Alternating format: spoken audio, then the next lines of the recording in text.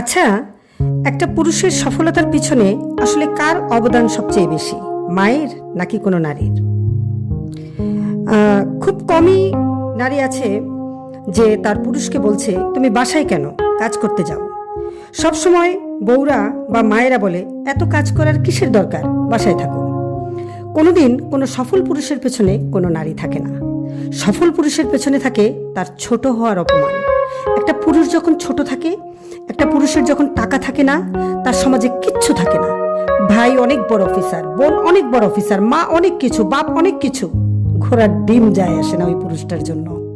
যতক্ষণ পর্যন্ত ওই পুরুষের পকেটে টাকা নাই, তার সম্মান নাই, তার লেভেল নাই, তার কিচ্ছু নাই। কোনো পুরুষ যখন এইটা বোঝে যে তার সফলতাই তার একমাত্র সংজ্ঞা, তখন গিয়ে একটা পুরুষ পরিশ্রম করতে শুরু করে। তার দুহাত ধরে ভগবান তখন সফলতা দেন। তখন তার পিছনে 100টা মেয়ে দাঁড়ায় থাকে। তখন তার পেছনে তার মা বলে আমার ছেলে, তখন তার বউ বলে দেখছো আমার হাজব্যান্ড, তখন তার বোন বলবে আমার ভাই তো সেরা। কিন্তু ভাই বিশ্বাস করেন, কোনো সফল পুরুষের পেছনে কোনো নারীর অবদান নেই।